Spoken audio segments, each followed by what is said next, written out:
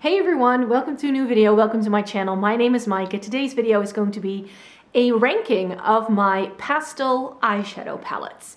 I've got 10 of these that I, in my collection, really deem pastel palettes, and I just thought we could talk about them and go from my least favorite to my most favorite pastel palettes and sort of give you a little bit of a roundup. I thought they could be fun to break up the declutter madness that's been going on this channel. In case you don't know, I have been posting my makeup collection declutter in the past couple of weeks on Thursdays instead of a video like this. But I thought we could break things up and do something differently for a while. So for this week on Thursday, we don't have a declutter, but next week I will be back with my eyeshadow palette declutter. And that's also my sort of bridge to my number 10 in the ranking today. Because my least favorite pastel palette that I own, and that will definitely be decluttered in my makeup collection declutter. There's a reason why I wanted to get this video out now, because I definitely want to make sure I can get rid of this palette. It's the Beauty Bay Pastels palette. And this was the first palette from Beauty Bay that I tried. And I was like, if this is anything like the regular quality that they have for their eyeshadow palettes, I would be very, very like nervous about recommending this. I have since tried other Beauty Bay eyeshadows, and I have to say that the experience I had with this palette is not similar for every single palette that they do. So I'm super happy with this because the packaging is gorgeous of this one. Like, it's got so much going for it. It's got 8 perfect Easter eggy light kind of shades. But the formula of these, oh boy. I did not like working with this palette at all. These are difficult to build up. They blend away into nothing. You really have to pack them on like you would with a shimmer almost, to get the vibrancy that you see in the pans. So for me, this just wasn't perfect from that perspective. But then the worst bit is because I saw so many people doing gorgeous looks with this palette on Instagram, I was like, oh, that looks so pretty.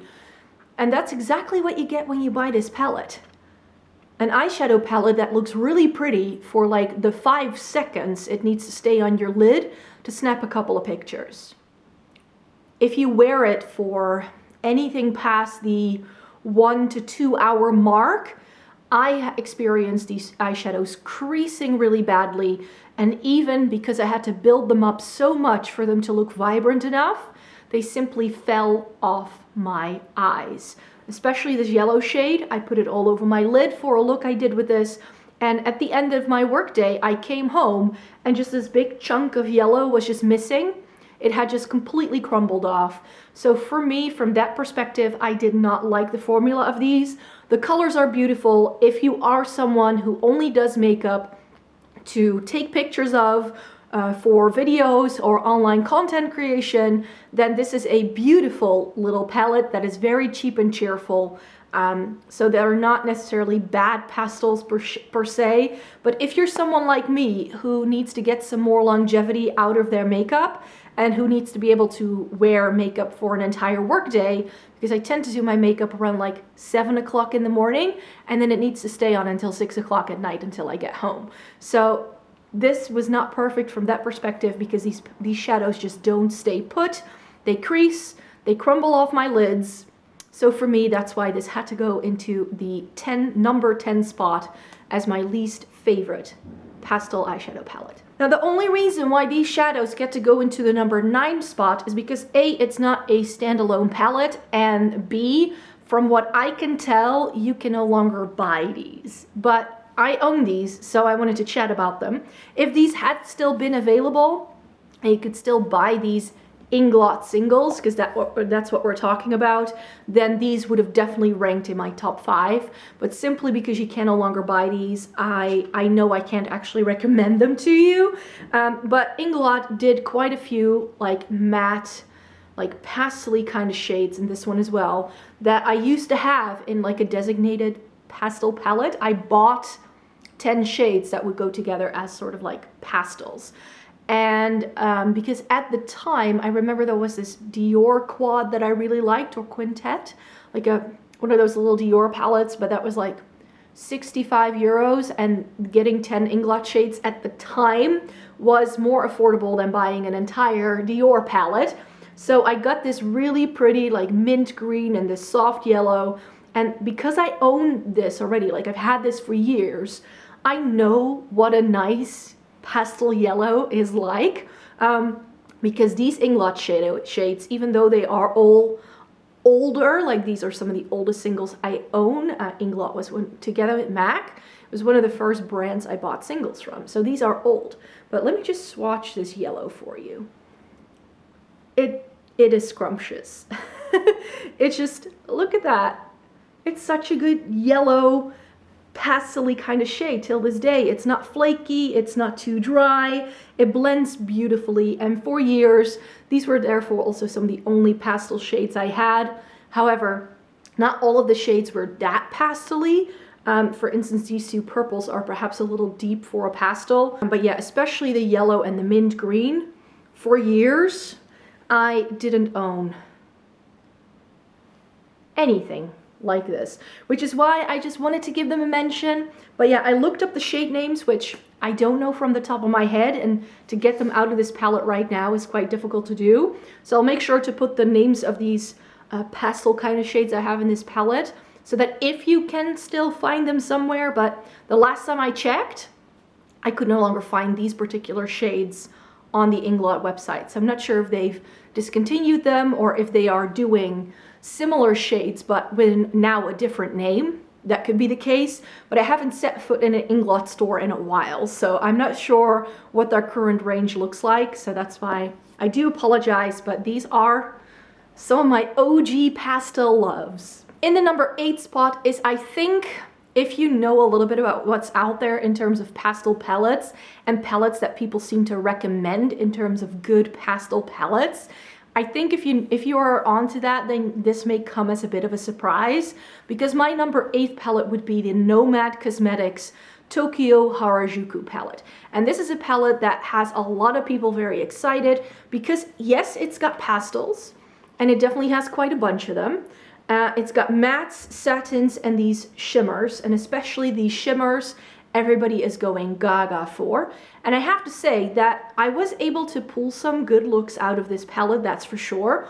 But in terms of what I'm looking for when I bought this palette and the expectations I had, it just didn't really live up to the hype for me. So yes, while these are really gorgeous shimmers, like look at that iridescent shine of this pink, I just felt that like a shade like this I already have from other brands, so it's not that special to me. And the green and the yellow, which I was hoping was going to be really gorgeous, just didn't have like a lot of pigment to them. It's just this iridescent sparkly top coat almost. And on my lids, I felt that both of those shades just looked almost identical. And I felt therefore also that whether I put this pink on the lid or the green or the yellow, I didn't see that much of a difference. So for me, yes, these are gorgeous shimmery shades, but I felt it was very limited what I got. And in the end, the look that I did with this that I love the most was the one that I did with the pinks and the purples, because those shades worked best on me. The fact that it's got a full row of satins, that, I don't know, I wish that this was a whole row of mattes, because I feel that because the shades are already very light, and then they also have this satiny kind of texture, to me, that made these shades just not that great. And I also felt that it would have been nice if this row would have been a little bit more cohesive with what you got in this row. So I feel I get a really good pastel matte purple, but I don't get a good pastel matte pink, because the only pinks I get are this one, and those are both satins. So for me, I just felt that some of the shades I got in the different formulas just didn't quite bring the palette together for me, even though I like the mattes, I like these shimmers, but I kind of now have this palette because I like that pink and purple look so much I did, but I don't really see myself reaching for any of the greens in here or any of the oranges and yellows, because those just aren't my favorite. I wish this palette, for instance, had more blues instead of the grays as well, like this gray and that gray. Just, I don't know. As much hype as this palette got, for me, it just wasn't 100% it. I understand why people like this, don't get me wrong. I can see where they're coming from, but for me, and what I like to do with my makeup, this for me didn't work as well as I had hoped. And then we have number 7, and we've got a Colourpop palette here, namely the Mint 2B. This is one of their monochromatic 9-pan palettes. And with these palettes, I'm always a little afraid that they're gonna fall out. So I'm gonna be very careful with this one. And this is a lovely palette. However, it does have its limitations precisely because it's 9 shades essentially of the same thing. I like how these two have a bit more of a gray tone because I do feel it kind of works really well here. But I feel I could have done with a shade that's perhaps a little bit deeper, I'm not gonna lie, to really bring it together, because I feel that this, it's perhaps a little bit light, not necessarily on me. I mean, I was able to work with this just fine, but I can imagine that if you're not as fair as I am, that this shade just isn't it. And I felt that there just isn't enough contrast. So it's almost too much of like the same shade. You do get some fun textures. Like I quite like these shimmers over here. Those were quite nice. But especially in the matte range in this palette, I could have done with like a darker shade rather than these 3, which essentially all kind of look the same. I'm not gonna lie. So for me, for a 9-pan palette, this just wasn't perfect. I've mentioned this a few times before, and in May I'm definitely going to do it, but I'm going to be rearranging some of my Colourpop 9-pans to make the color stories work a little bit more with what I'm looking for. So the Mint 2B is in the number 7 spot precisely for that reason. Another Colourpop palette that I also felt wasn't perfect is the Lilac You A Lot. So this is their 9-pan pastel purple palette. This is more purple, I felt, than their It's My Pleasure, which is more like mauve-y berry almost. This is more purple, so I liked it from that perspective, but I also feel that this is quite pink leaning, and especially because of this pink matte. And therefore, I would like to make this palette more purple. Like the Mint 2B, which I would like to be a little bit stronger green, this I want to be more purple. So again, it's not perfect. Just look at how many shades you get in here that are essentially the same shade. However, where the Mint 2B doesn't have a lot of contrast, I feel that these 2 shades do provide you with enough contrast within this one single palette. However, on me, whether I put this in the crease or that in the crease, there isn't a lot of difference, and this to me is just too much of a Barbie pink, and Barbie pinks just, it's not my favorite. So these 2 mattes are really all I need, but this is another shade that when I do that Colourpop palette reshuffle, I'm definitely going to be taking this shade out and replacing it perhaps with one of the shades from the It's My Pleasure, because I believe there's quite a rich purple in there that I think will be really lovely with this one. But yeah, again, not perfect because I feel it skews a little bit too pink for what I like. I'd like this to be a little bit more purple. Then we're getting to the top 5. So my number 5 palette would be the Pastels Lilac from Huda Beauty. This is a palette that not a lot of people liked, and I'm going to tell you why I like it. This is a gorgeous palette with some neutrals and then some pops of lavender. This is only going to work on you if you have my complexion or paler, because these shades are really, really light. Where I was saying that the Colourpop doesn't have a lot of contrast, this of course also doesn't have that. It could have perhaps, instead of this peach shade, it would have been nice if this palette had like a deeper purpley shade. Then it probably would have been even more perfect and I would have ranked it higher. But in this, I do feel that the peachy, pinky shades and the lavender, lilac-y shades are a really nice juxtaposition. So that makes it a little bit more interesting than the monochromatic palettes from Colourpop, I would say. I really like the quality of these mini Huda Beauty palettes. I have quite a few of them, if you saw my Huda Beauty palette video earlier this month. So you know I love this, and for fair-skinned people and you want to wear color but you don't want it to be too overpowering, I think this is a very clever palette. Do I feel it's a truly like pastel colorful palette?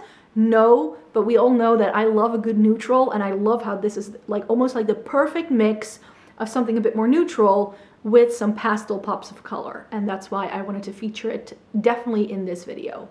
But if I go for a pastel palette, I want it to just be like pastel bright colors. Like that's when I go like, oh, let's reach for a pastel palette.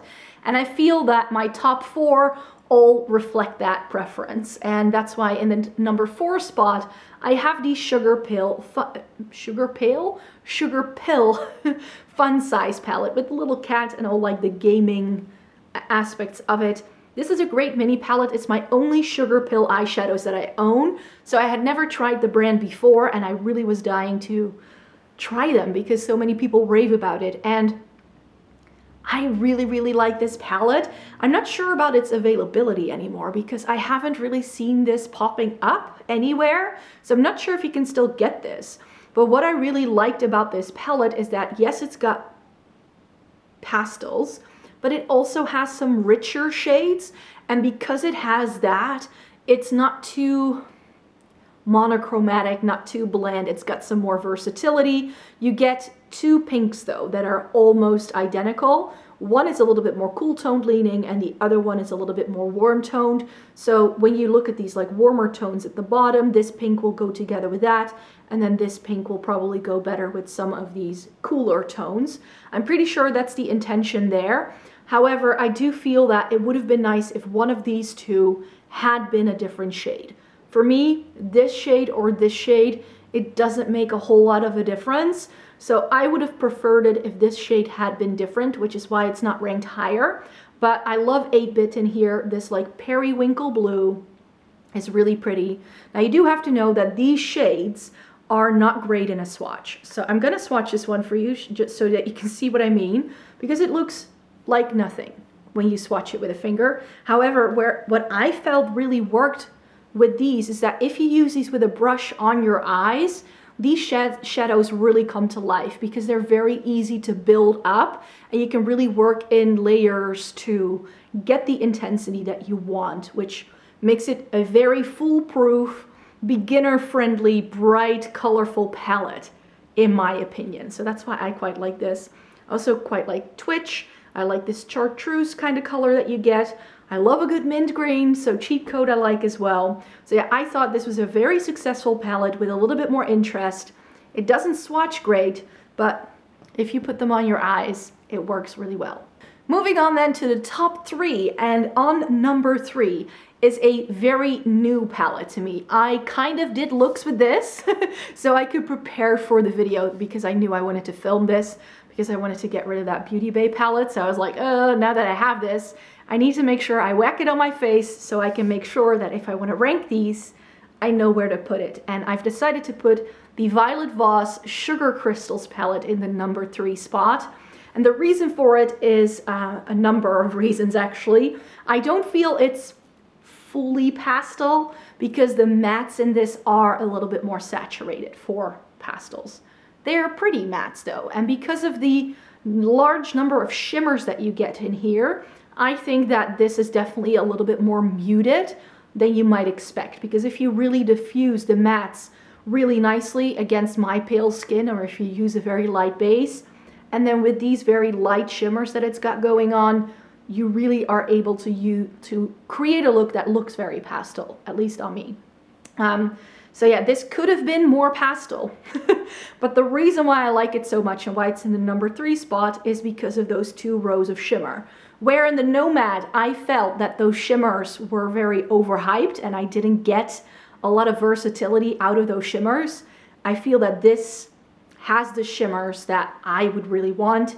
Mine did come with one shattered because these are very soft and they're very lightly pressed, especially the bottom row, which is where the sugar name comes from, because they're not flaky, but you can just feel that they, like if you stick your brush in, it's not like smooth, it's more like a grainy kind of texture, a bit like sugar granules, you could say. So you do need to bear that in mind, but I love how you could just create a look with each one, and it will just, like, each column is a look. Like, you could of course also combine some of the colors. That's what I ended up doing as well. But yeah, I really enjoyed this one. Lovely to work with. I thought it was really cleverly done. The only reason, another reason why I'm not ranking this any higher is the availability, because Violet Voss decided to stop shipping internationally because of the whole situation. They still haven't brought international shipping back. So that's a bit of a shame, but I found mine on Amazon and I was like, I'm just gonna snatch this guy up because I really wanted to try this palette. This had been on my wish list since early 2020 and I finally got my hands on it and I'm super happy that I got it. In the number 2 spot, can you guess? Strobe Cosmetics, now Shroud Cosmetics, Creepy Cute. They still do this, it will still come in the same packaging, but Strobe Cosmetics was rebranded to Shroud, and I believe they are now finishing up all the pre-orders from the It's Freaking Bats palette, which means they're gonna have some time again to create some of their older palettes again, so hopefully in the next few months they will reopen their store so you can buy this again, because this has been unavailable for a while, because wow, they definitely underestimated how many people wanted to get the It's Freaking Bats collab palette with Betty Jean from Beauty Bean, which I also got my hands on, by the way. But yeah, this is what the Creepy Cute looks like, and for years, this was the pastel palette that if anybody was looking for a pastel palette, this is what they would have recommended to you, because this is simply some lovely, lovely quality. Shroud Cosmetics is definitely one of my favorite indie brands. I now own 3 of their palettes. Their Arcana, if you like jewel tones, don't sleep on it. It's a really pretty palette. So this palette is lovely. It's got a really good lilac shade called Planchette. And again, 4 pastels, matte pastels that are really light. This is just excellent, excellent quality. The Creepy Cute, of course, comes from the fact that the pastels are quite cute and the black and the gray make it a little bit more creepy and murky. For me, that's also where the palette kind of fails, because what I'm really missing is a pastel yellow. Because I think if I look for pastels, I really want that yellow. So I wished, for instance, that the gray was a yellow. You know what I mean? The black could have stayed, but yeah, I'm not sure whether I really like a black with this. I think a dark brown would have had my preference, just to give a little bit more versatility. But yeah, I can understand why they went with the black, because I think a lot of people like black and I can still use it as a liner. I mean, I'm not mad about it. Excellent quality, but the color story I feel is a little limiting, which is why this didn't go into the top spot, but in the number 2 spot. But because it's such great quality, this is definitely not going to leave the top 3 anytime soon. And then my favorite, and also what's on my eyes today, Menagerie Cosmetics Pastel Pop. I placed a Menagerie order at the end of February, so again, I kind of played with this palette so I could film this video. Can I show you? I'll show it to you like this. So this is what the Pastel Pop looks like. If you just heard my critique of the Shroud Cosmetics Creepy Cute, then you'll know that this does have that pastel yellow that I'm looking for. And guess what? It is a good pastel yellow. It is just as rich as the Inglot one, which is swatched over here. It's a lovely, lovely shade. This is more of like a rainbow palette, but then with all pastels. I love how you have a periwinkle in here. I love periwinkles, and this is like the perfect, like, is it a lilac? Is it a blue kind of shade? You get a really nice cornflower matte as well. That's what's in my crease today, and I use this one along the lower lash line. I've put this shimmering tri-fold shade called Snowball all over the lid, and that shade, I have to say, is probably my least favorite in the entire palette, because I do feel that I like the fact that it has a shimmer. A lot of pastel palettes are usually all matte, which is one of the reasons why the Violet Voss gets to go so high up, because it has those shimmers. I really like a good shimmer. I just wanted more shimmers in this palette. As pretty as this light blue trifoil shimmer is. It's got a very nice iridescent pink sort of sparkle to it when you open your eyes. I don't think you can see it, but in real life there is a little bit more dimension than just a blue. And it's stunning. It's just that it doesn't go with a lot of the other shades unless you use the blues. I would not put that shimmer, like it looks a little green right now, but it depends on how the light hits it because it does look a little bit more green. So perhaps the blues and the greens, but the pinks and the purples and the oranges and the yellows, and it won't go. It won't go with those shades. So instead of that white, if it could have been like an iridescent shimmer that you could layer over some of these shades, then I think this palette would have been even better. Again, I don't mind the black because I can use it as liner. However, again, for me, if I have to have a shade that allows me to deepen things up, I prefer a dark brown. So again, is it the best pastel palette on the planet? Of everything that exists and that I own, I now say yes, because I love the quality of these. These do sting. I have to say, if you take these off at the end of the day, you will see a little bit of blue somewhere stuck in your crease. But yeah, I was really happy with how all of these performed. They have some really stunning pigmentation. They're easy to blend, easy to work with. This palette reminds me of why I like Menagerie Cosmetics so much. And even though they're quite expensive to buy where I live, they finally brought back international shipping. Their shipping is by weight, so it's expensive to ship it to Europe and you'll have to pay customs. But I was so happy, and the quality is so worth it to me. So yeah, this is now my favorite. Like if I want to go for a pastel shade, this is the one I'll go for. So there you have it. That's my ranking of 10 of my pastel eyeshadow palettes. I actually want to try and do some more of these ranking videos moving forward. So I would like to rank all of my purple palettes. I want to rank all of my rainbow palettes, all of my blue-green palettes. So those are videos that you can expect to come up in the next couple of months. That's for sure. So yeah, I hope you really enjoyed watching today's video. Please give it a thumbs up if you liked it. Subscribe to my channel if you'd like to see more by me. I make 3 new videos a week. So I hope you'd like to stay tuned, and then I see you in my next one. Bye for now. Bye-bye.